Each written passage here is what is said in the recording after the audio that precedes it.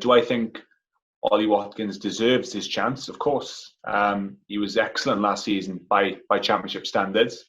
I think he was either top scorer or maybe just behind Mitrovic. He was right up there.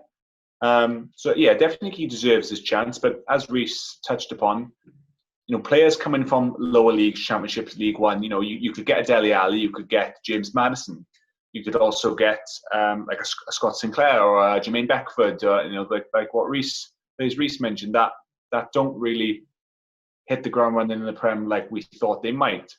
28 million, it's kind of like, in my opinion, like a halfway sort of fee. It's like, part of me thinks it's not bad money, but then part of me thinks it is quite pricey, especially for a side like Villa. And going back to what I said about the wrong club, Reece again has kind of touched on it, but I just don't really think that it's the right club stylistically for him.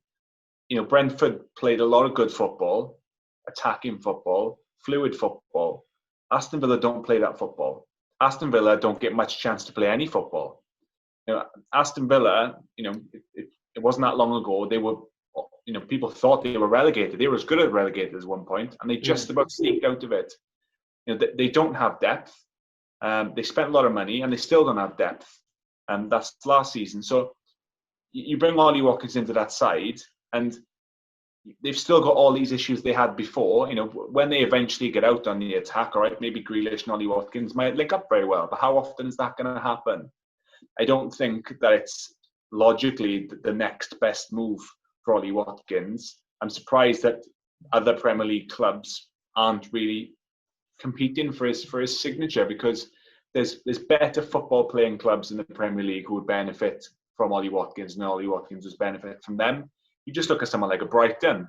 Brighton, for example, were playing very decent football last season, and towards the end. And I just think that's one club that's come to the top of my head where I just think would fit his style of play better. But if it's Villa where he's going to end up, that's fair enough.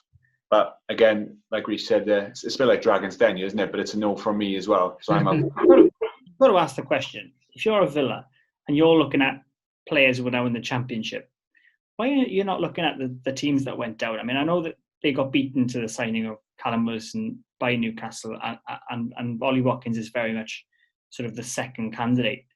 But you've got some established Premier League players who have gone down that have been overlooked by a lot of clubs. Dale Lefeu is still a Watford player. Can he not do a job at Aston Villa? You look at Troy Deeney.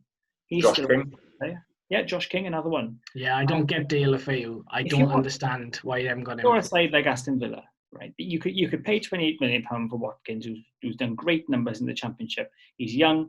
He seems like a good egg. But ultimately, you're a club that finished 16th, 17th last year, and you need to either maintain that position or ideally improve.